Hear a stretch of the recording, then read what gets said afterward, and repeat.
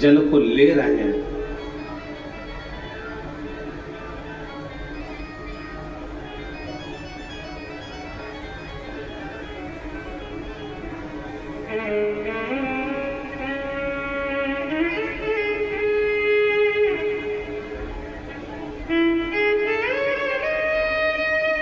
अगर हम भगवान शिव के चौखट तक जा रहे हैं तो शिव हमें अवश्य प्राप्त हो। हमारे बीच में ज्ञान पीठाधीश्वर स्वामी सर्वेश्वरानंद सरस्वती जी महाराज, श्री कृष्ण आश्रम ब्रजधार से स्वामी श्री यशवर्धन आचार्य जी महाराज, श्री बालाजी धाम अछेजा हापुड़ से पधारे हैं। एवं उनके लिए जोरदार ताली बजाकर स्वागत वंदन।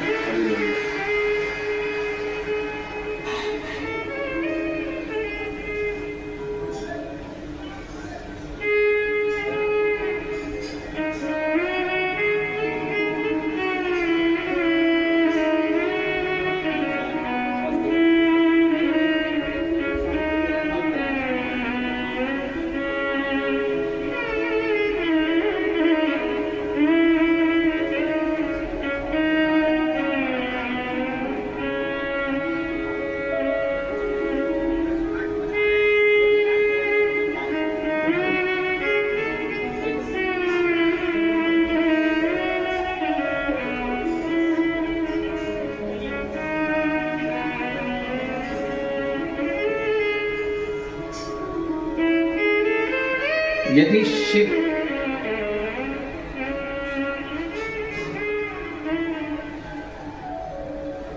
शंकर करते क्या?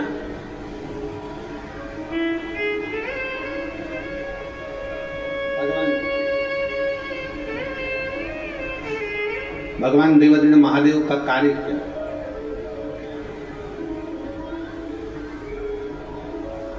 राम जी का कार्य क्या है? भगवान कृष्ण का कार्य क्या है? भगवान शिव का कार्य क्या है? शिव महापुराण की कथा कहती है, मेरे राम जी का कार्य है जो राम नाम जपता रहे, राम राम का स्मरण करता रहे, उसको शिव तक पहुंचाना। मेरे भगवान कृष्ण का कार्य है जो कृष्ण कृष्ण भजता रहे, भगवान कृष्ण की भक्ति में रमा रहे, उसको शिव तक पहुंचाना। थोड़ा प्रेशर दिलवा लो साउंड का। शिव भक्ति तक पहुंचाना। राम जी का कार्य है भगवान शंकर तक अपने भक्त को भेजना। ये स्पीकर चल रहा है। भगवान कृष्ण का कार्य है अपने भक्त को शिव तक भेजना। और भगवान देवादिदेव महादेव का कार्य है अपने भक्त को राम और कृष्ण तक भेजना। भगवान राम और कृष्ण की शरणागति तक।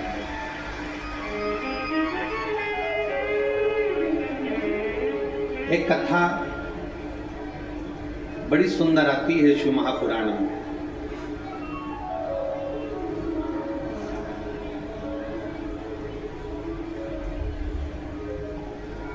श्री हनुमान शिव महापुराण की कथा को आप और हम श्रवण कर रहे हैं।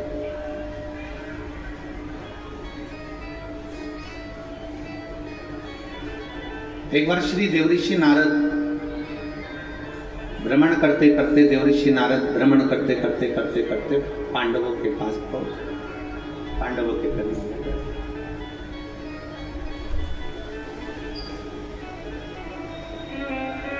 और देवऋषि नारद जब पांडवों के करीब में गए, पांडवों के नजदीक में जब पहुंचे, पांडवों के करीब में जब पहुंचे, युधिष्ठिर सिंहासन पर बैठे हुए थे।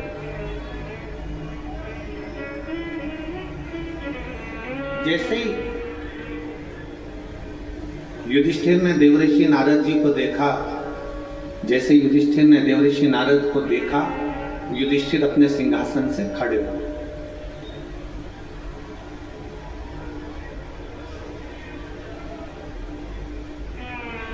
खड़े होकर देव ऋषि नारद जी को प्रणाम किया। देव ऋषि नारद जी से कहा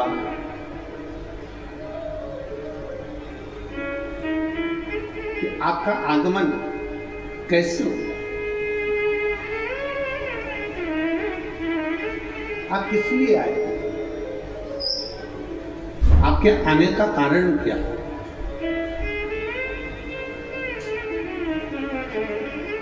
जैसे आप लोग कथा में बैठे हुए हो, शिव महापुराण की कथा आप श्रवण कर रहे हो, नवरात्रि का समय है, 5 दिन आपको मिले हैं, उसमें कथा का पहला दिन है।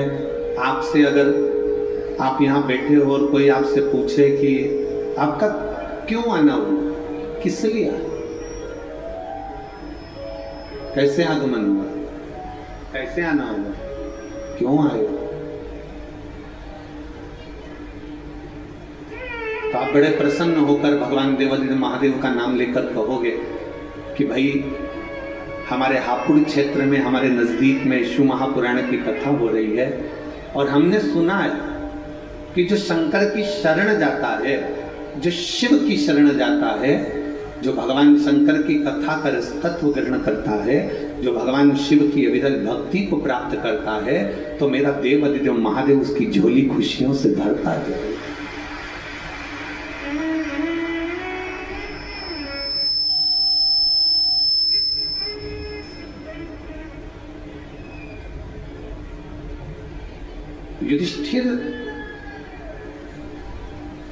युधिष्ठिर ने देवऋषि नारद से पूछा कि आपका आगमन क्यों हुआ है, क्यों आए हो, किस लिए आए हो, कैसे आना हुआ है, क्या कारण है तुम्हारे आने का, कोई कारण है, तुम्हारे आने का कारण क्या है, कैसे आना हुआ। देवऋषि नारद जी ने राजा युधिष्ठिर से कहा, सुनो युधिष्ठिर, मैं अभी भगवान नारायण से मिलने के लिए वैकुंठ गया था। युधिष्ठिर, मैं अभी भगवान विष्णु से मिलने के लिए वैकुंठ गया था और वैकुंठ में मैं मिलकर आया हूं भगवान नारायण से। उसी वैकुंठ में तुम्हारे पिताजी मिले,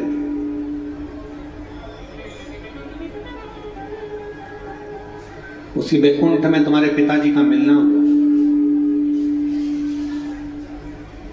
और युधिष्ठिर, तुम्हारे पिताजी से जब मिलना हुआ तो तुम्हारे पिताजी से जब बात मैंने करी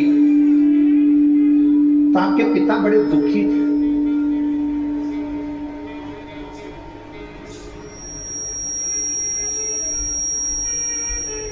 आपके पिता का हृदय बड़ा दुख रहा था, आपके पिता बड़े दुखी थे। बड़े सावधानी से कथा सुनना, जितने भी शिव भक्त यहाँ बैठे हुए हैं, भगवान शंकर की कथा सुन रहे हो, बहुत सावधानी से सुनो। आसपास वाले कितना भी बोलते रहे, कोई कुछ कहता रहे, अपनी शांति से 5 दिन मिले हैं। हापुड़ को पूरे 7 दिन भी नहीं मिले और 5 दिन में गागर में सागर बनना है। आप लोगों को इतना बटोर कर ले जाना है कि शिव आप पर कृपा बना है। बहुत सावधानी से कथा सुनो। देवऋषि नारद ने कहा, हस्तिनापुर नरेश, युधिष्ठिर, आपके पिताजी बड़े दुखी हैं, आपके पिता को सुख नहीं है, बड़े दुखी हैं, बड़ा कष्ट है, बड़ा कष्ट।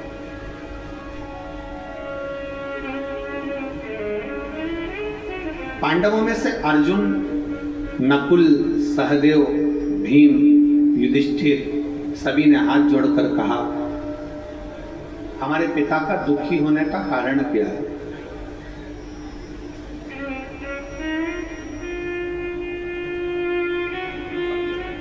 हमारे पिता का दुखी होने का कारण क्या है, क्यों दुखी, किस लिए दुखी, इनके दुखी होने का कारण क्या है। कहा, हमने आपके पिता युधिष्ठिर, आपके पिताजी से पूछा कि आपके दुख होने का कारण क्या है, क्यों दुखी, किस लिए दुखी, आपके दुखी होने का कारण क्या है। तो आपके पिताजी ने कहा कि मेरा दुखी होने का केवल एक कारण है कि जब मेरे प्राण थे, मैं पृथ्वी पर जब जीवित था, जब मेरा मनुष्य का देह था, जब मैं मृत्यु लोक में रह रहा था, जब मैं मानव की देह में रह रहा था, तब मैंने एक संकल्प लिया था कि मैं पृथ्वी पर राजसु यज्ञ करूंगा।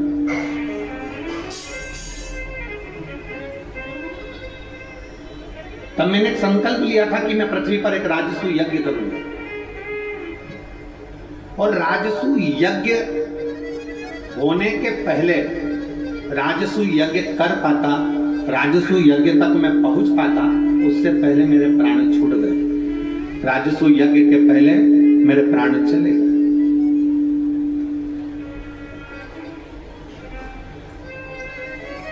राजसु यज्ञ के पहले मेरे प्राण चले गए, मेरे प्राण समाप्त हो गए।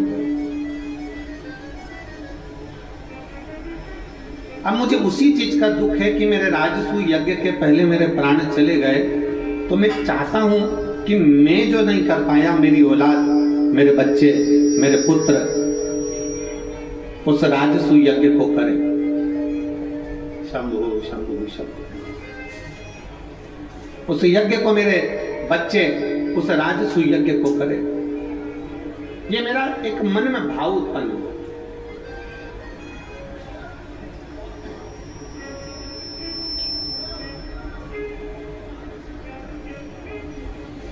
अब देखिए जरा, पांडवों के पिता वैकुंठ में बैठकर अपने हृदय से दुखी हैं कि जो मैं जीवित रहकर नहीं कर पाया, मेरे बेटे वो राजसु यज्ञ मेरे मरने के बाद कम से कम करे तो।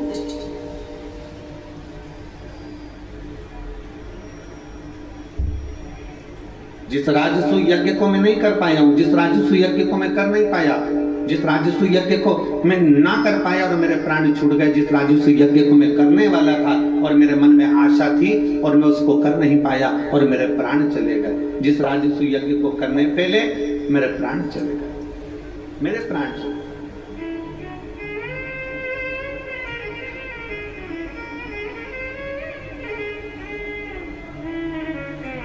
अब वो मेरे पुत्र करें, अब वो मेरे बेटे करें, अब वो मेरी संतान करें, मेरे बेटे करें। आपसे भी निवेदन है, पृथ्वी पर, मृत्यु लोक में, संसार सागर में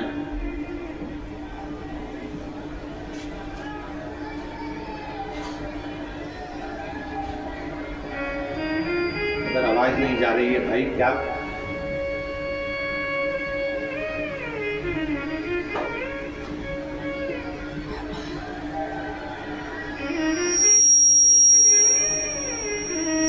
राजसु यज्ञ अब मेरे पुत्र करें, मेरे संतान करें, मेरे बेटे करें। शंभु शंभु शंभु। श्रीमन नारायण श्रीमन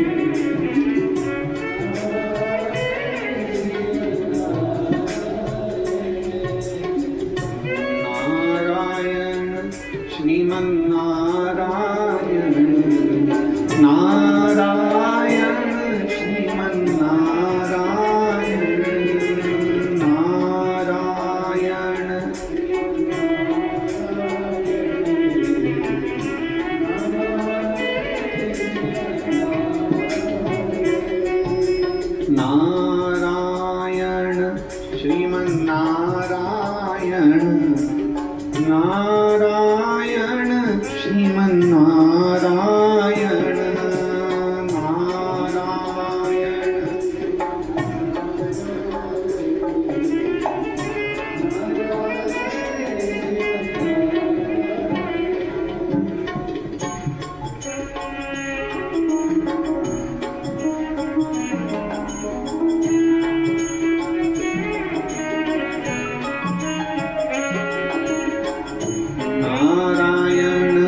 श्रीमन नारायण नारायण श्रीमन नारायण नारायण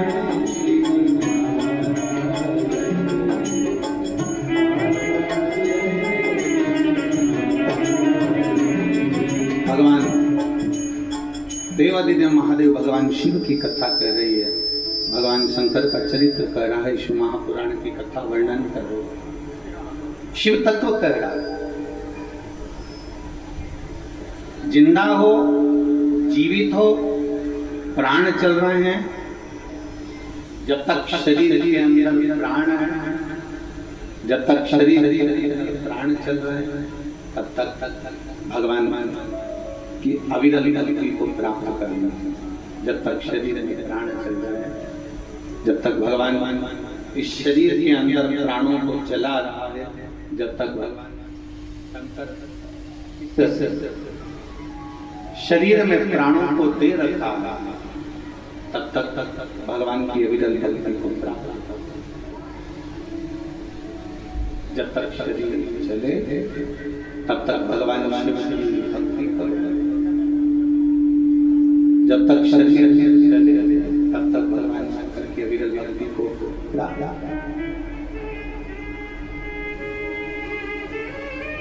श्वास चल रही है, तब तक भगवान शंकर की भक्ति करते हैं। श्वास चल रही है, जब तक भगवान शंकर की अविरल भक्ति को धारण।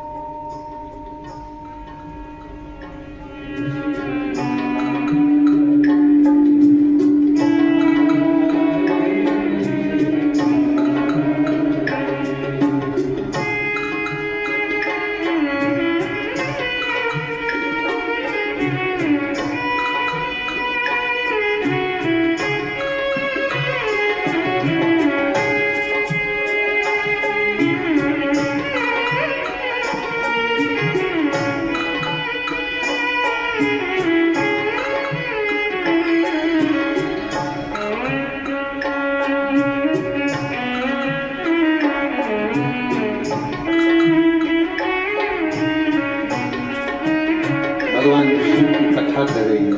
भगवान शंकर का चरित्र कर रहा है। शिव महापुराण की कथा वर्णन कर रही है। जब तक शरीर में प्राण, तब तक भगवान की अविरल भक्ति को धारण कर। शिव तत्व को अपने भीतर उतारने का प्रयास करें।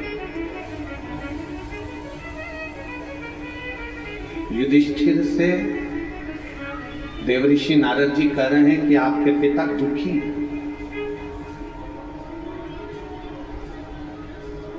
युधिष्ठिर से देवऋषि नारद कह रहे हैं कि आपके पिताजी को वैकुंठ में भी सुख का अनुभव नहीं है। क्यों?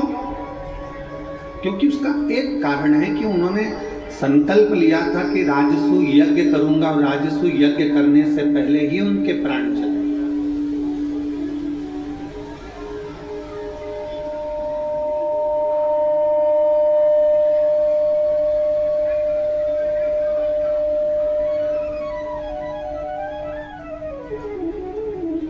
उन्होंने संकल्प लिया था कि राजसू यज्ञ करूंगा, राजसू यज्ञ करने से पहले ही उनके प्राण चले।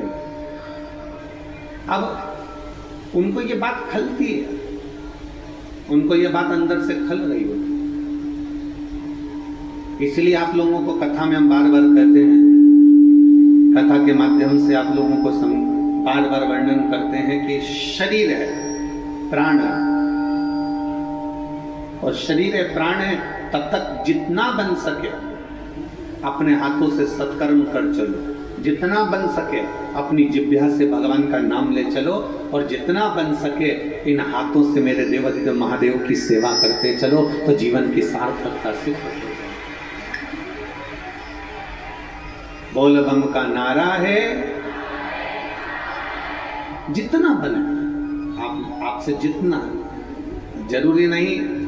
अभी हमने महाराष्ट्र की कथा में वर्णन किया था, नांदगांव की कथा में वर्णन किया था कि ये जरूरी नहीं है कि आप 24 घंटा भगवान के मंदिर में बैठे रहो।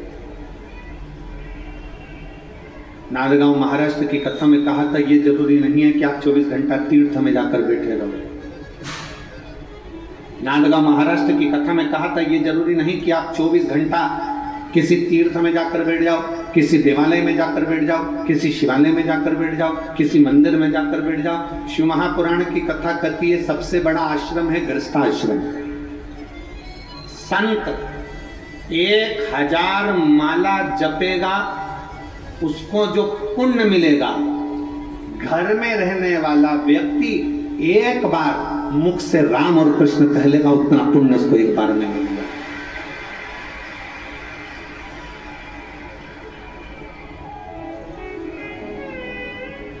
जितना पुण्य एक साधु, एक सन्यासी, एक तपस्वी, एक साधक, एक उपासक, जितना पुण्य अपना घर छोड़कर तीर्थ में जाकर, वन में जाकर, पहाड़ पर जाकर, पर्वत पर बैठकर जितना पुण्य एकत्रित करते हैं, शिव महापुराण की कथा कहती है, भगवान शंकर का चरित्र कहता है, उतना पुण्य घर में रहने वाला एक बुजुर्ग व्यक्ति, घर में रहने वाला एक बूढ़ा व्यक्ति, घर में रहने वाला एक बच्चा, घर में रहने वाली एक बहू, घर में रहने वाला एक बेटा, घर में रहने वाली एक बेटी, घर में रहने वाला एक जमाई, घर में रहने वाला कोई काका काकी, कोई ताऊ ताई, घर में रहने वाला व्यक्ति एक बार अगर हृदय से भगवान शंकर को याद कर लेता है तो उतना ही पुण्य प्राप्त कर लेता है जितना पर्वत पर बैठकर कोई ऋषि प्राप्त कर रहा है।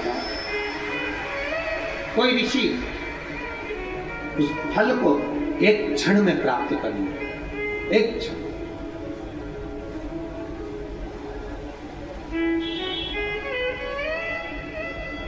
शिव कथा कह रही है, राजा युधिष्ठिर से कहा तुम्हारे पिता ऊपर दुखी हैं, बैकुंठ में दुखी हैं, तुम्हारे पिता से मैं मिलकर आया हूं, उनके आंखों में जल था, दुखी हैं।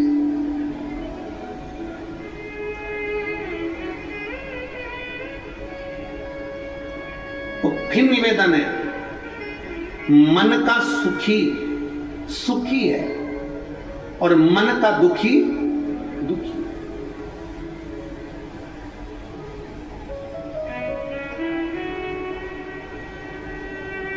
एक पति ने पत्नी को नोएडा घुमाने के लिए लेकर गया, पति पत्नी।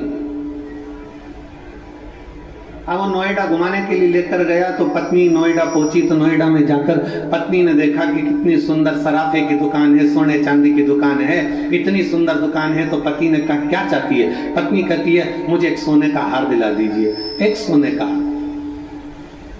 ठीक है चल, सुनार की दुकान पर ले गए। सुनार की दुकान पर ले जाकर पति ने पत्नी को एक सोने का हार दिला दिया और पति ने पत्नी से कहा सुन ये हार बड़ा सुंदर है, तू अभी की अभी पहन ले। पत्नी बोली नहीं नहीं नहीं अभी नहीं पहनूंगी, अभी मैं जरा करवा चौथ का व्रत आ रहा है ना, उस दिन पहनूंगी। अब पति ने कहा करवा चौथ तो दूर की बात है, तू तो अभी पहन ले। पत्नी बोली नहीं नहीं नहीं, करवा चौथ का व्रत आ गया। पत्नी ने पति का चलनी में मुंह देखा, पति का मुंह देखा तो पति ने इसके गले में हार देखा, पर गले के अंदर हार नहीं था। पति ने फिर पत्नी से कहा आज करवा चतुर्थी है, करवा चौथ है और तूने वह हार नहीं पहना। पत्नी बोली मैंने हार इसलिए नहीं पहना क्योंकि अभी देवर के लड़के की शादी है ना, बस 1 महीने बाद देवर के लड़के की शादी है, तब मैं नया हार पहनूंगी ना तो पूरे घर के लोग देखेंगे, इसलिए मैंने नहीं पहना। अब देवर के लड़के की शादी थी 1 महीने बाद और पत्नी को आ गया अटैक, निपट गए, प्राण तो चले गए, शव पड़ा था, अर्थी पर उसको बांध रहे थे। पति रोते रोते अंदर गया, सोने का हार लेकर आया, पत्नी के गले में पहनाने लगा। दोस्त ने कहा, तू अपनी पत्नी को इतना महंगा हार क्यों पहना रहा है? ये तो शमशान लेकर जा रहे हैं, वहां तो इसमें आग लगेगी, तो इतना महंगा हार इसको क्यों पहना रहा है? इतने में पति बोला, मैं अपनी पत्नी से कह रहा था चतुर्थी पे पहन ले, मैं अपनी पत्नी से कह रहा था, मैंने दिलाया है आज ही पहन ले।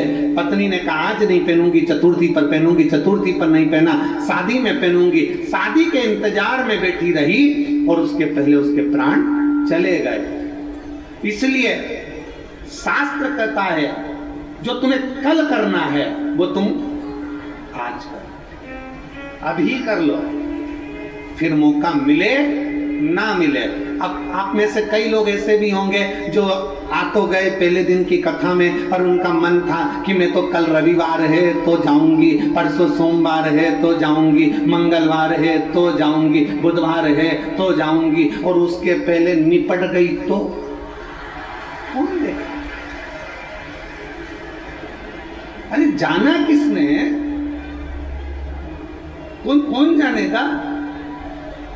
शिव महापुराण की कथा में भगवान शंकर की कथा कहती है, भगवान शंकर का संवाद कहता है कि मेरे देवादिदेव महादेव को महाकाल कहा गया है। भगवान शंकर का चरित्र कहता है कि शंकर को काल अधिपति देवादिदेव महादेव कहा गया है। भगवान शंकर को त्रिकालदर्शी कैलाशी अविनाशी कहा गया है। भगवान शंकर को काल अधिपति कहा गया है। शिव तत्व कहता है भगवान शंकर ने काल की रचना करी, भगवान शंकर ने समय की रचना करी, भगवान शंकर ने घड़ी पल की रचना करी, भगवान शंकर ने तिथि महीने की रचना करी। भगवान शंकर ने जब काल चक्र बनाया तो शंकर भगवान ने कहा इस काल चक्र को समझना जरूरी है।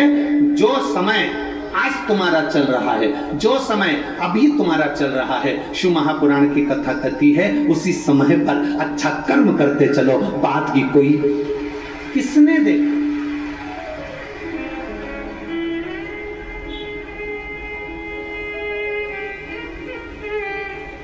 आपके इधर का ही वो भजन है, यही हापुड़ के आसपास का वो भजन है, भजन करो भरी जवानी में बुढ़ापा किसने देखा?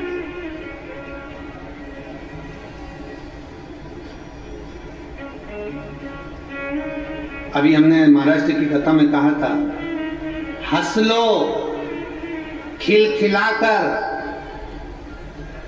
हंस लो खिलखिलाकर, नहीं तो दांत निकलेंगे हिल हिलाकर, ये सब निकल जाएंगे। अभी तो मौका है, अभी कुछ घटा वटा नहीं है। शरीर चले, हाथ पैर चले, तब तक मेरे शंकर के मंदिर जाते रहो। शरीर चले, हाथ पैर चले, तब तक तीर्थ जाते रहो। शरीर चले, हाथ पैर चले, तब तक शंकर की कथा में जाते रहो। शरीर चले, हाथ पैर चले, तब तक शिवालय में जाकर 1 लोटा जल चढ़ाते रहो। जिस दिन शरीर नहीं चलेगा उस दिन मेरा शंकर तुम्हारे दरवाजे पर गंगा का जल लेकर खड़ा मिलेगा। जिस दिन शरीर नहीं चलेगा उस दिन मेरा देवादिदेव महादेव, मेरा शंकर, मेरा त्रिकालदर्शी, मेरा कैलाशी अविनाशी, मेरा शिव आपके दरवाजे पर मिलेगा। शरीर चले तब तक जाओ। पहले हमने कथा में कहा शरीर चले तब तक तीर्थ करो, कथा सुनो। जब तक तुम्हारा शरीर चले तीर्थ करो, कथा सुनो, मंदिर जाओ। और जब तक तुम्हारे घर में चले तब तक सारा दान पूर्ण करो, जो करना है तुम्हारी मर्जी, क्योंकि अभी तुम्हारा चल रहा है। जिस दिन बहू बेटे की चलना चालू हो जाएगी उस दिन कथा में किसी को एक पानी का पाउच भी नहीं पिला पाओगे। इसलिए घर के लोग कहेंगे मम्मी इतना सारा पानी कौन लेकर जाएगा, सिर पे पानी की बोतल कौन उठा कर ले जाएगा? अरे बेटा कथा चल रही है, हमने सुना है कथा में अगर किसी को एक जरा सा पानी भी पिलाया जाए तो उसका पुण्य है। बेटा ये कथा में पानी की बोतल ले चल, मैं नहीं लेकर जाता, इतना वजन कौन लेकर जाएगा, आधा किलोमीटर दूर पार्किंग है, वहां से पानी की बोतल लेकर जाऊं, सिर पे तोप कर लेकर जाऊं, कोई लेकर नहीं जाएगा। इसलिए शिव महापुराण की कथा कहती है, मेरी जीजियों और मेरे जीजाओं, मेरी बेटियों, मेरे बेटाओं, मेरी माताओं, मेरी बहन, मेरी बेटियों, आपसे निवेदन है, शरीर चल रहा है तो बन सके जितना इस 5 दिन की शिव पुराण में उतना पुण्य बटोरते चलना, भगवान का भजन बटोरते चलना। फिर मिले ना, फिर प्राप्त हो ना, किसने देखा, किसने जाना।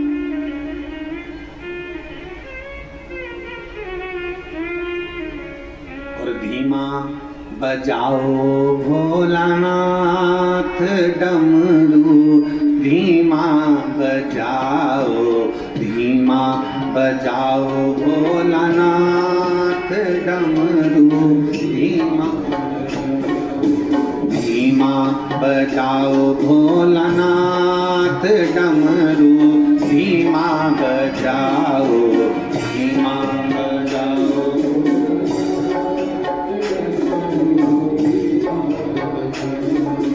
डमरू की धुन सुन के राम जी आए, डमरू की, ओ राम जी आए संग सीता को लाए, राम जी, ओ धीमा बजाओ भोलानाथ डमरू, धीमा बजाओ, धीमा बजाओ। बड़े भाव से दोनों हाथों से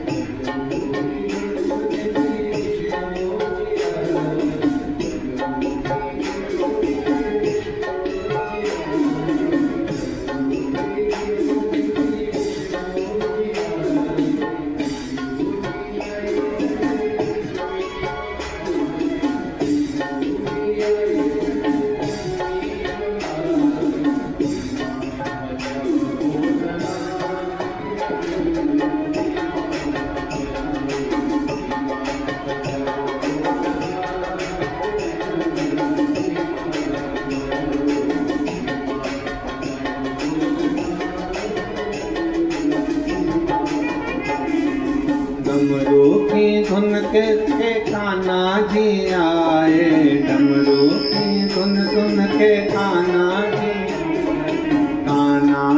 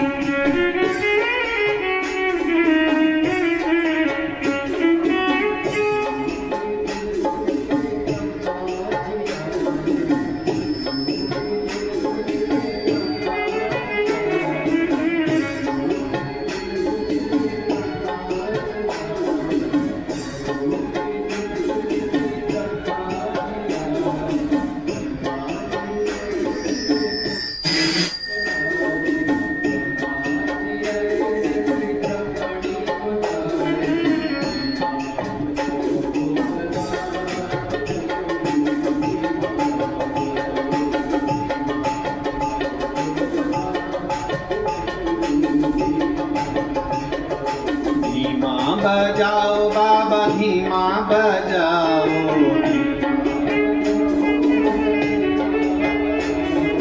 धीमा बजाओ बाबा धीमा बजाओ, धीमा, अरे धीमा बजाओ भोलानाथ डमरू, धीमा बजाओ, धीमा बजाओ भोलानाथ, ओ धीमा बजाओ भोलानाथ डमरू, धीमा बजाओ, धीमा बजाओ।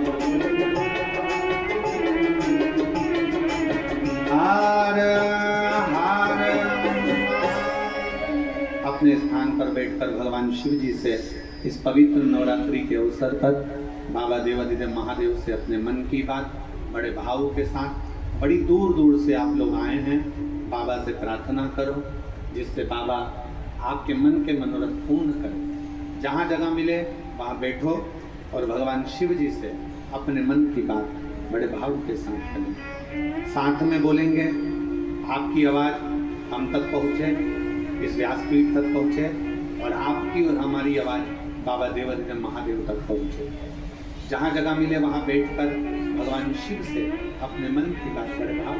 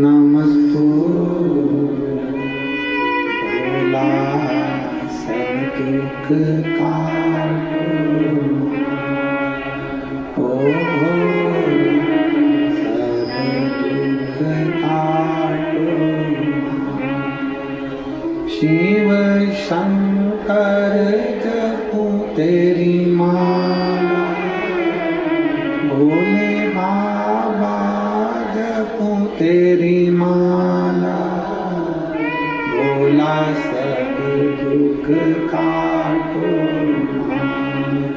ओ भोला सब दुख काटो। वेश है मंगल वेश है मंगल का, शमशान वासी शमशान वासी, ओ भोला सब दुख काटो, ओ भोला सब दुख काटो।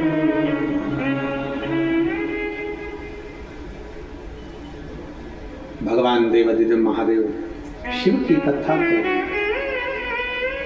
युधिष्ठिर, तुम्हारे पिता को वैकुंठ में सुख नहीं, तुम्हारे पिता वैकुंठ में ठीक नहीं, उनकी आंखों में अश्रु, वो रो रहे हैं, उनको प्रसन्नता नहीं, उनको सुख नहीं। क्यों सुख नहीं? युधिष्ठिर ने पूछा, ऐसा क्या हो? कहा, उन्होंने राजसु यज्ञ के लिए सोचा था, विचार करा था, वो यज्ञ नहीं कर पाए, उनका वो यज्ञ नहीं हो पाया। अब वो चाहते हैं कि मेरा बेटे इस यज्ञ को करे, मेरे बेटे इस यज्ञ को करें, वो ये चाहते हैं। ठीक है, युधिष्ठिर ने पूरे नगर में सूचना करवा दी कि अपने पिता की इच्छा को पांडव पूरा करेंगे और राजसूय यज्ञ करवाएंगे।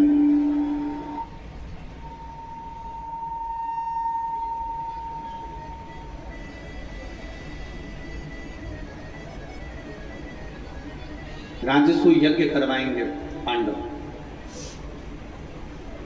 तैयारी चालू करी जाए, पूरे हस्तिनापुर में यज्ञ की तैयारी प्रारंभ हो, पूरे हस्तिनापुर। शिव महापुराण की कथा कहती है यज्ञ की तो तैयारी हो गई, पर यज्ञ कराएगा कौन? राजसूय। शिव महापुराण की कथा कहती है दक्ष प्रजापति का यज्ञ इसलिए खंडित हुआ था क्योंकि उसमें शंकर नहीं पहुंचे, शिव नहीं पहुंचे थे, इसलिए वो यज्ञ खंडित हो गया।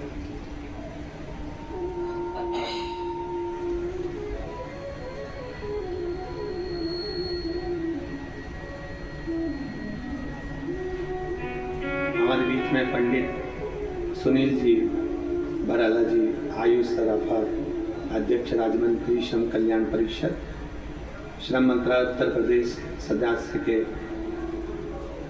मंत्रिमंडल से पहुंचे हैं। एक बार जोरदार ताली बजाकर उनके लिए साधुवाद।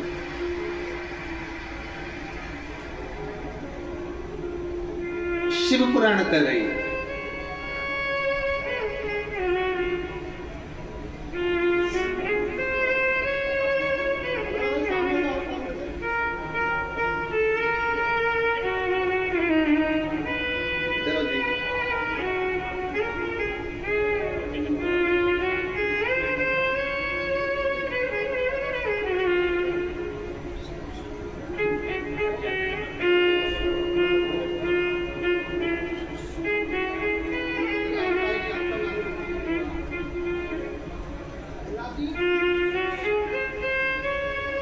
शिव तत्व कह रहा है, भगवान शंकर की कथा को, शिव महापुराण की कथा वर्णन कर।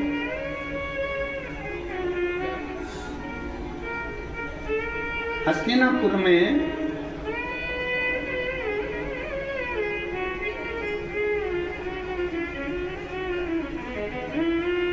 हस्तिनापुर के अंतर्गत यज्ञ की तैयारी हो।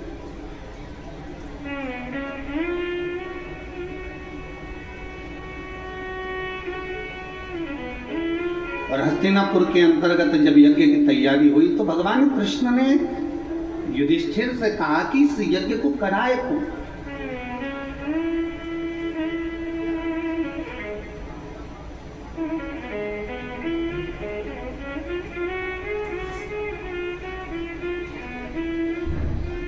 इस यज्ञ को कौन कराए? दक्ष प्रजापति के यज्ञ में शिव नहीं पहुंचे तो दक्ष प्रजापति का शिव यज्ञ, दक्ष प्रजापति का यज्ञ खंडित हो गया, पूर्ण खंडित। शिव महापुराण की कथा कहती है आप अगर शंकर के मंदिर में एक लोटा जल चढ़ाने नहीं जा रहे हैं तो शिव महापुराण की कथा कहती है कि आपके घर के सामने से अगर कोई मंदिर एक लोटा जल चढ़ाने जा रहा है या जल चढ़ाकर आ रहा है, उसके मात्र मुख का भी दर्शन हो जाता है तो अश्वमेध यज्ञ और राजसूय यज्ञ का फल प्राप्त हो जाता है।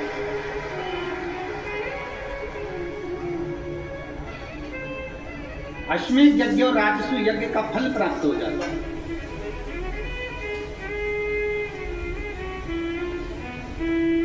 अब जरा विचार करिए, भगवान कृष्ण पूछ रहे हैं इस यज्ञ को पूर्ण कौन कराएगा?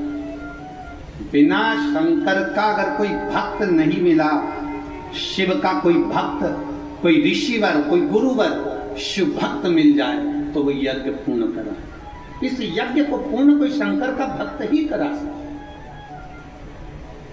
शिव भक्त। एक पत्र है, देखिए,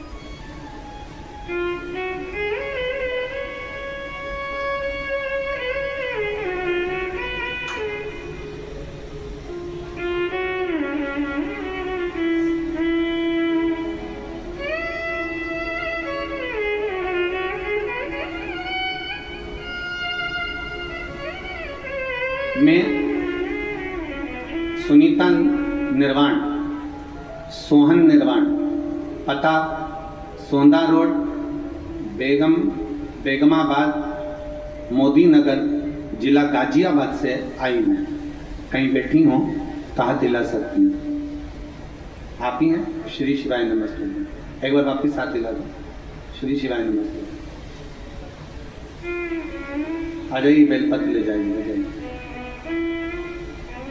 मेरा बेटा 5 साल से सरकारी नौकरी की तैयारी कर रहा था। एलईडी पर पत्र आप लोग पढ़ सकते हैं, एलईडी के माध्यम से, और आस्था चैनल के माध्यम से आप लोग पत्र पढ़ सकते हैं।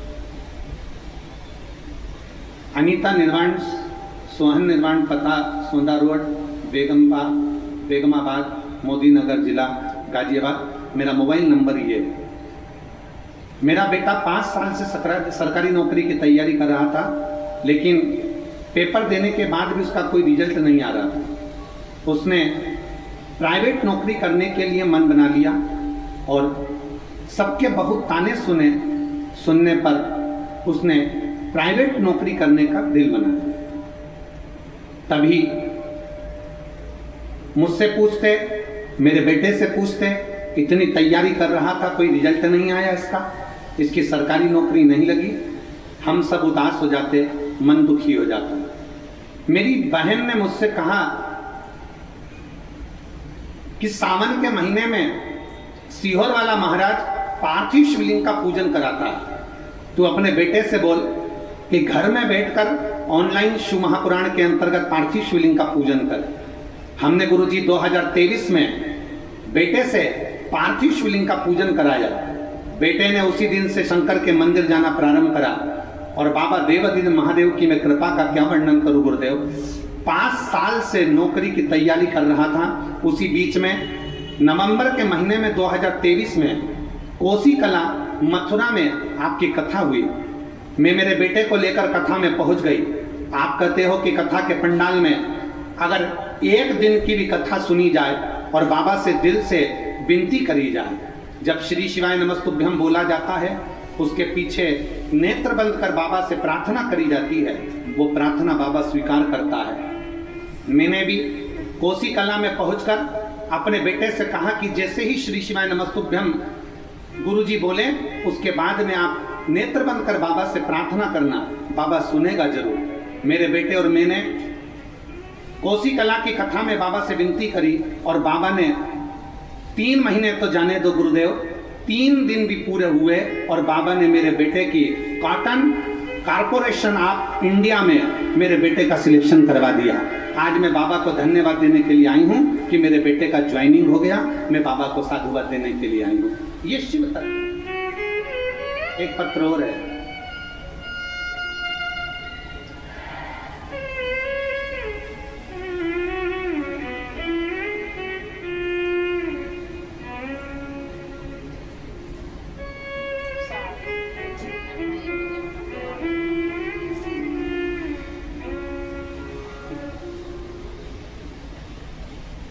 इसमें उनका नाम नहीं लिखा है शायद इस पत्र में, किसी माँ ने लिखा है पत्र, जिसमें लिखा है पत्र देखकर पहचान जावे तो खड़ी हो जावे। ये पत्र जिसके 14 साल बाद संतान की प्राप्ति हुई है।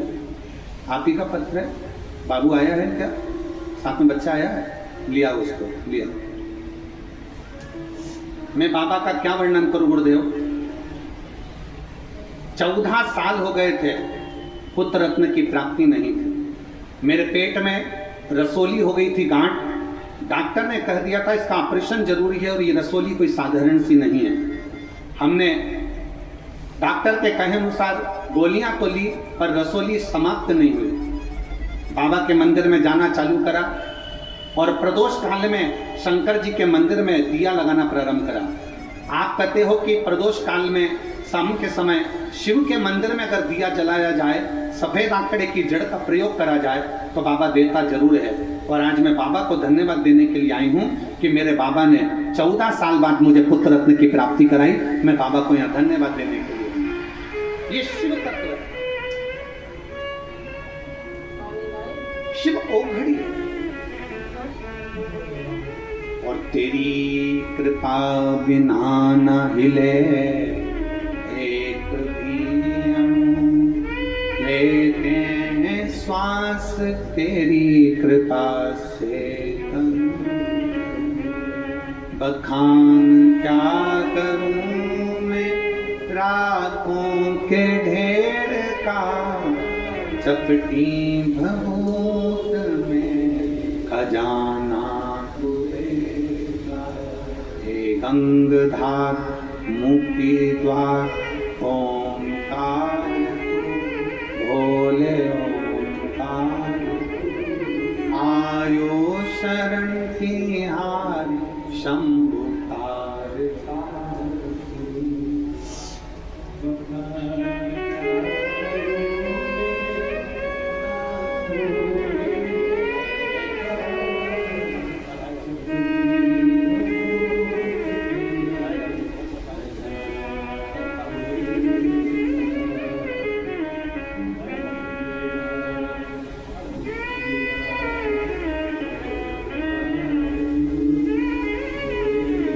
शिव तत्व की तरह एक विश्वास भगवान कृष्ण ने कह दिया कि इस यज्ञ को, राजसु यज्ञ जो तुम कर रहे हो उसको पूरा कौन करा, पूर्ण कौन करा।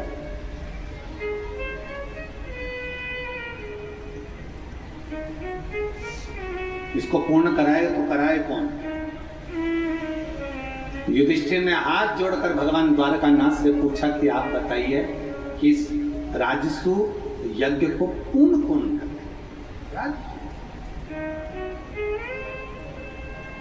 भगवान द्वारकानाथ ने कहा कि शंकर भगवान के एक बड़े अविरल भक्त हैं,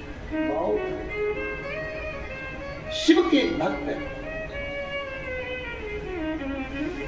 जिनका नाम पुरुष मृगा है।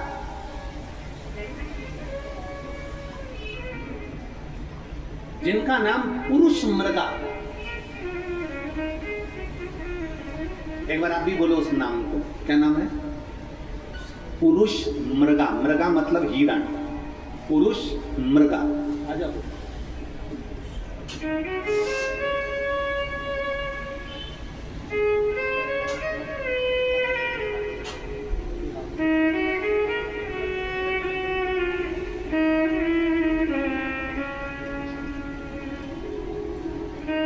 उसका नाम पुरुष मृगा।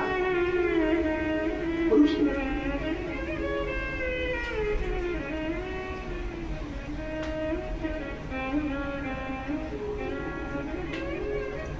भगवान द्वारकानाथ ने कहा यह शंकर भगवान का वो भक्त है जो संसार के जितने शिवलिंग है उन शिवलिंगों की आराधना बैठकर करता है। ये कोई साधारण मनुष्य नहीं है। इनका नाम ऋषि पुरुष मृगा। ऋषि पुरुष मृगा, ये ऋषि हैं।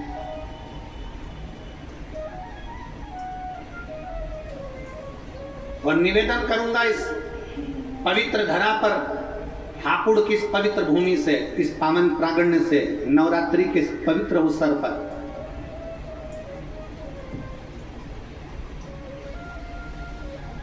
जितने बेटे बेटियां कंपटीशन एग्जाम में बैठ रहे हैं,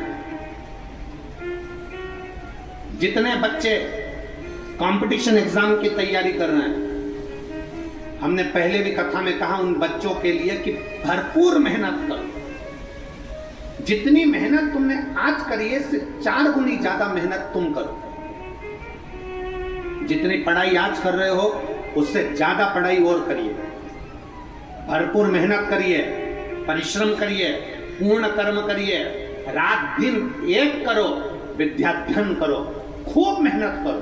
और कंपटीशन एग्जाम की तैयारी करने के बाद आप किसी एग्जाम में बैठने के लिए जा रहे हो तो 1 लोटा जल, उसमें थोड़ा सा लाल चंदन, उस जल के पात्र के मुख पर, कलश जो होता है ना, जल का पात्र जो होता है उसका जो मुख होता है ऊपर, उसके मुख पर लाल चंदन लगा लीजिए और पुरुष मृगा ऋषि का नाम लेकर पुरुष मृगा ऋषि का नाम लेकर लाल चंदन लगे हुए स्थान से ही बाबा देवदेव महादेव को अगर वो जल समर्पित करा जाए तो ऐसा कोई बेटा बेटी नहीं जो कंपटीशन एग्जाम में निकले नहीं।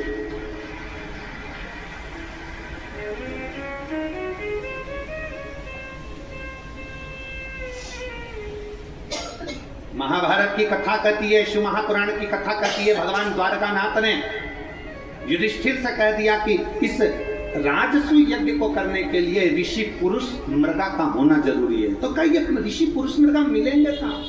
इनकी कोई झोपड़ी है, इनकी कोई कुटिया है, इनका कोई स्थान है, इनका कोई नगर है, इनकी कोई स्थान नियुक्त है जहां जाकर इनको निमंत्रण दिया जाए और इनको बुलाया जाए और किया जाए।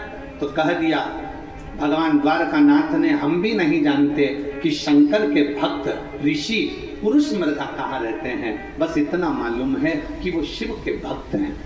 एक बार अगर ऋषि पुरुष मृगा का दर्शन ही हो जाए तो जीवन सिद्ध हो,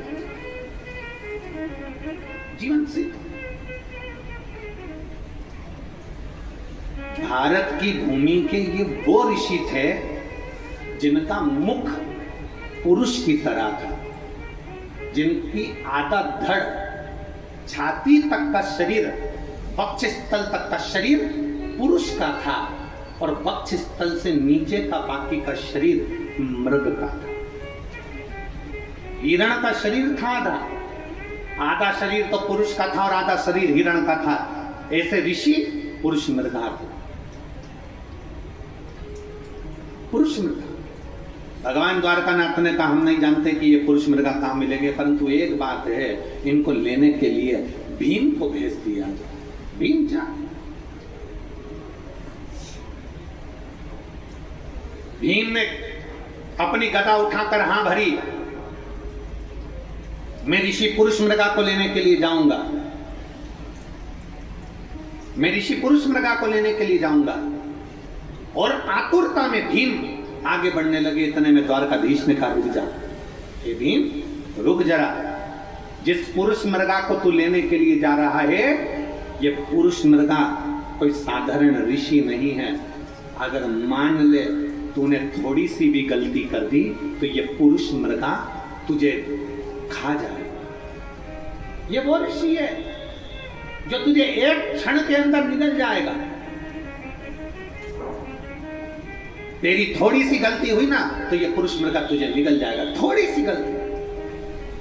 इतने में भीम ने कहा द्वारकानाथ से, आप मुझे जानते नहीं हो द्वारकाधीश, क्या आप मुझे पहचानते नहीं हो? मेरे में केवल शरीर का बल नहीं, बुद्धि का बल भी मुझ में है। मुझ में केवल शरीर का बल नहीं, मुझ में बुद्धि का बल भी है। भगवान द्वारकानाथ ने कहा आगे तेरी मर्जी, पर याद रखना भीम, जरा सी चूक हुई, जरा सी गलती हुई तो ऋषि पुरुष मृगा तुझे निकल जाएंगे। भीम ने कहा चिंता मत करो, मैं लेने के लिए जाता हूं। भीम उठे, उत्तर दक्षिण पूरा पश्चिम ढूंढने के लिए चल दिए पुरुष मृगा को। पुरुष मृगा को ढूंढते ढूंढते भीम थक कर एक जगह पर बैठे थे। तभी उन्होंने देखा कि एक बानर, एक बंदर बैठा हुआ है, एक बानर बैठा।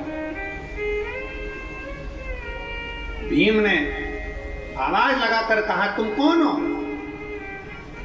बानर के रूप में श्री हनुमान जी महाराज कहते हैं, भीम तुम मुझे पहचाने नहीं, मैं भगवान राम जी के चरणों का दास हनुमान हूं। मैं भगवान राम जी के चरणों का दास हनुमान हूं, तुम मुझे पहचाने नहीं? भीम ने कहा हनुमान जी महाराज से, महाराज जी मैं तुम्हें पहचान नहीं पाया। भीम तुम थोड़े बेचैन से दिख रहे हो। भीम तुम्हारे चेहरे पर थोड़ी बेचैनी दिख रही है, तुम थोड़े बेचैन से नजर आ रहे हो, तुम्हारे चेहरे पर थोड़ी बेचैनी दिख रही है, क्या बात है भीम? भीम ने कहा मैं आपको क्यों बताऊं कि मुझे बेचैनी क्या है, मैं आपको क्यों बताऊं कि मुझे कष्ट क्या है, मैं आपको क्यों बताऊं कि मुझे तकलीफ क्या है। भीम ने बताना नहीं चाहा। भीम बैठ गए, सुस्ता रहे थे। बहुत सुस्ताते सुस्ताते आखिरी में हनुमान जी महाराज ने भीम को दूर बैठे हुए कहा, भीम मुझे मालूम है तुम कहाँ जा रहे हो। भीम ने पूछा, बताओ कहाँ जा रहा हूँ। हनुमान जी महाराज ने कहा, तुम शिव जी के भक्त ऋषि पुरुष मृगा को लेने के लिए जा रहे हो। भीम ने कहा, आपको कैसे मालूम पड़ा कि मैं पुरुष मृगा को लेने के लिए जा रहा हूं। हनुमान जी बोले, जो पुरुष मृगा शिव का भक्त है, उसी तरह मैं भी शंकर भगवान का एक अंश हूं, इसलिए मैं हनुमान हूं। मैं हनुमान,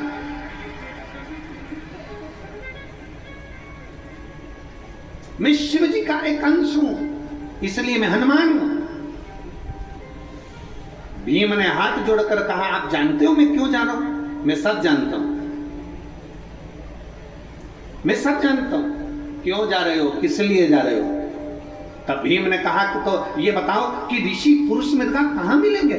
भगवान श्री हनुमान जी महाराज ने कहा, तुम ढूंढते रहो, ढूंढते रहो, एक न एक दिन तुम्हें पुरुष मृगा मिल जरूर जाएंगे। पर एक बात सुन ले भीम, तुझे पुरुष मृगा मिल जाएंगे ना, तो वो तुझ में आपस में बात कर कर जब तू रहेगा तो कोई ना कोई शर्त ऋषि पुरुष मृगा तेरे सामने रख देंगे। जब वो शर्त रखेंगे ना भीम, तब सुन, तुझे मेरी याद आएगी। इसलिए मैं तुझे आज अपने शरीर के 3 रोम 3 बाल शरीर के तोड़ कर दे रहा। हनुमान जी महाराज बोले, मैं अपने शरीर के 3 बाल तुझे दे रहा हूं, इन 3 बालों को, 3 रोमों को तू अपने पास रखना। इतने में भीम ने कहा, मैं तुम्हारे 3 बाल क्यों लेकर जाऊं, तुम्हारे शरीर के 3 रोम क्यों लेकर जाऊं, इन केश को क्यों लेकर जाऊं? तब हनुमान जी ने कहा, सुन भीम, जब पुरुष मृगा मिलेंगे तुझसे शर्त रखेंगे, तेरे साथ हस्तिनापुर जाने की जब शर्त रखी जाएगी, उस जगह पर तुझे मेरी याद आएगी।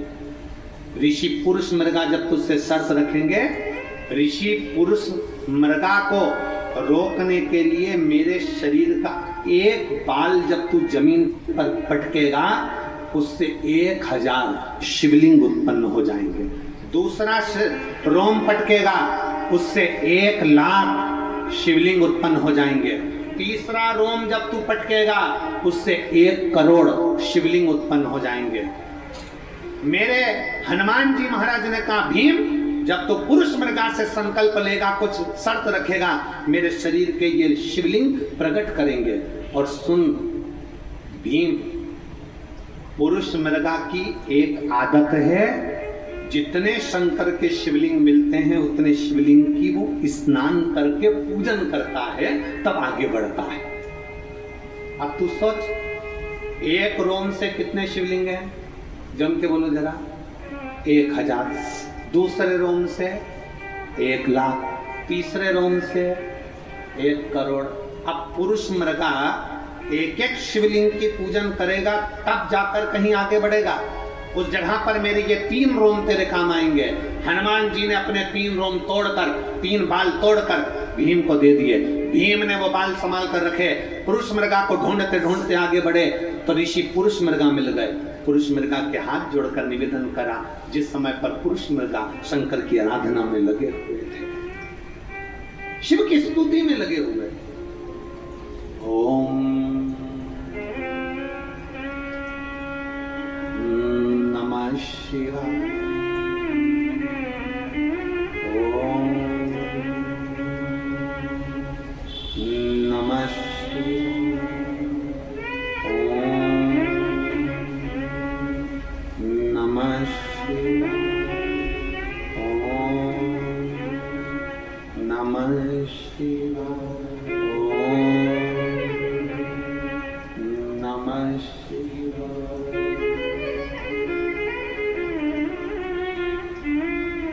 पुरुष मृगा लगे शंकर की आराधना। भीम ने देख लिया यही पुरुष मृगा है, बैठ गया सामने।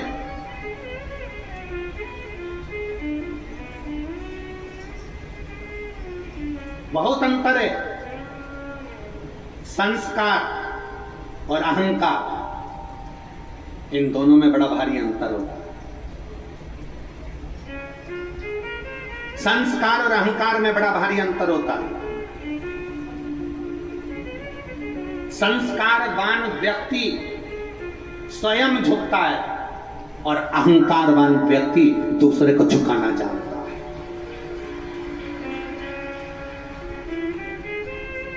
संस्कारवान व्यक्ति खुद झुकता है, अहंकारवान व्यक्ति दूसरे को झुकाना जानता है।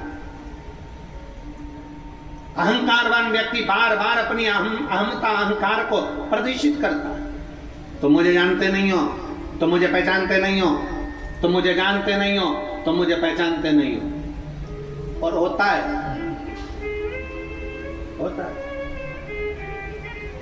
जिसको बहुत अहंकार होता है ना, और चिल्ला चिल्ला कर जो कहता है ना, तुम मुझे जानते नहीं हो, मेरा समय आन दे, मैं तुझे बताऊंगा कि मैं क्या हूं। तुम मुझे जानते नहीं हो, मेरा समय आन दे, मैं बताऊंगा मैं क्या हूं। और जो ज्यादा अहंकार में फूला रहता है, एक दिन उसके शरीर में कोई रोग लग जाता है, अटैक आ गया, दिल्ली ले गए, डॉक्टरों ने कह दिया इसका समय आ गया। डॉक्टरों ने कह दिया समय आ गया। जो कह रहा था मेरा समय आन दे, मैं बताऊंगा मैं क्या हूं, मेरा समय आन दे, मैं बताऊंगा मैं क्या हूं, एक दिन छाती में दर्द हुआ, दिल्ली ले गए, डॉक्टर ने कह दिया समय आ गया। अब बता क्या बताएगा। अब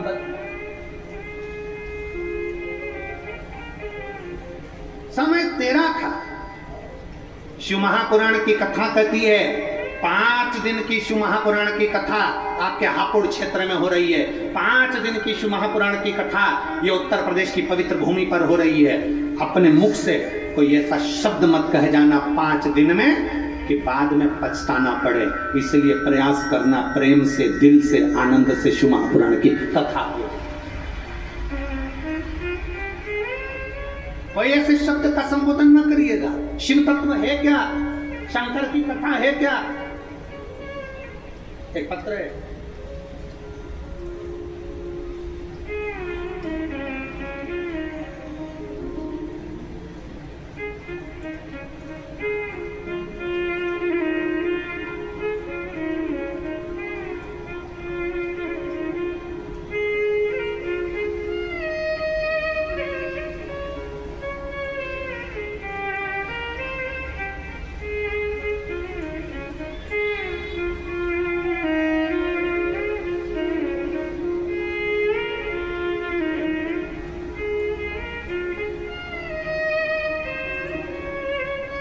मैं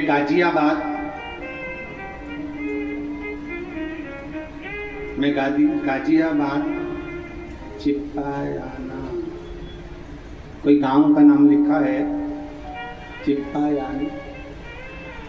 चिप्पायाना, तुम समझ गए ना, जाने दो। उसके आगे लिखा है लाल कुआं।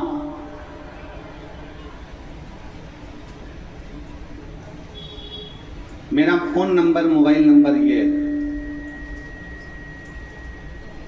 1 लोटे जल का मैं क्या वर्णन करूं गुरुदेव। मेरे पति का 6 साल से कोई काम नहीं था। जून में अपने घर गई, अपनी माताजी के पास में पता चला कि मेरी 3रे नंबर की बहन के ब्रेस्ट में गांठ पड़ गई। ब्रेस्ट में जो गांठ पड़ी उसका जांच करवाया गया दिल्ली में, तो मालूम पड़ा कि उसको 2nd स्टेज का कैंसर आ गया। हम लोग बड़े दुखी हुए। उसकी शादी को 6 महीना हुआ था और 6 महीने होने के बाद मालूम पड़ा कि उसके गांठ हो गई और उसको 2nd स्टेज का कैंसर आ गया। 2nd स्टेज का कैंसर आया। मैंने अपनी छोटी बहन से और अपनी मां से कहना चालू करा कि एक सियोर वाला महाराज कथा वाचता है, उसकी कथा आसन लगाकर सुनना है और रोज शंकर जी के मंदिर में 1 लोटा जल चढ़ाना है। मैं, मेरी बहन शिव जी के मंदिर में जल चढ़ाने जाने लगे और बाबा से विनय करी, बाबा मेरी बहन का कैंसर ठीक कर दो और मेरे पति की जॉब लगा दो। अगर बाबा तूने सुन ली ना, तो नजदीक में कहीं पर भी कथा हुई ना बाबा, तो मैं पैदल चलकर कथा के पंडाल तक जाऊंगा। मेरे बाबा मेरी लाज रखना, कहीं बैठी हो तो हाथ हिला सकती हैं। अगर कहीं बैठी हो, जिनका ये पत्र है गाजियाबाद चिपाना से लाल कुमार से आए हैं और मोबाइल नंबर ये है, कहीं बैठी हो, अगर मेरे नजदीक में कथा होगी तो मैं पैदल चलकर कथा सुनने के लिए जाऊंगी। आज मैं बाबा को धन्यवाद देने के लिए आई हूं। गुरुदेव, मेरी बहन का 2nd स्टेज का कैंसर, और 2nd स्टेज का कैंसर, और मेरे पति की 6 साल से नौकरी नहीं थी। हम पहले विश्वास नहीं करते थे क्या जल चढ़ाने से ऐसा हो सकता है, पर आज मैं छाती ठोक कर कहती हूँ, मेरी बहन की जब दिल्ली में जांच हुई तो डॉक्टर ने कह दिया सारी रिपोर्ट नॉर्मल है और ये कैंसर की गठान नहीं है। और मेरे पति जो 6 साल से नौकरी की तलाश कर रहे थे, आज मेरे पति की भी नौकरी लग गई। मैं बाबा को यहाँ धन्यवाद देने के लिए पैदल चलकर लाल कुआं गाजियाबाद देश से आई हूँ। कहीं बैठी हो तो, अगर बैठी हो तो व्यासपीठ के नजदीक में आ सकती, बेलपत्र ले सकती। एक लाइन अच्छी लिखी है, आप और हम गुनगुनाते हैं। अरे लुटा दिया भंडार काशी वाले ने, कर दिया माला मार। आगे एक लाइन अच्छी लिखी है, कोई लेट बनता है कोई जल्दी बनता है, शिव को जल चढ़ाने वाला एक दिन से शिव तत्व है।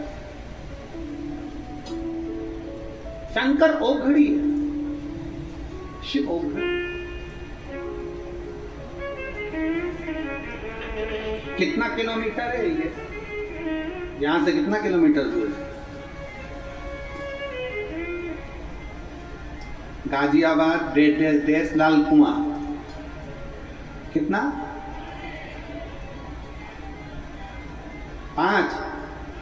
40 किलोमीटर, 40 किलोमीटर दूर से शिव भक्ति, शंकर की उदार।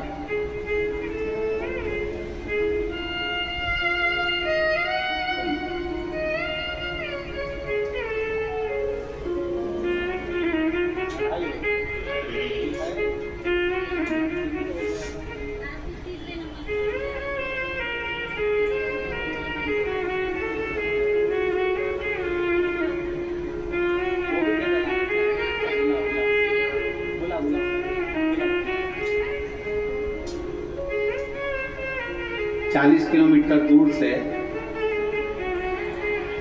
पैदल चलकर ये 5 महिलाएं आई हैं। बाबा की माता हैं,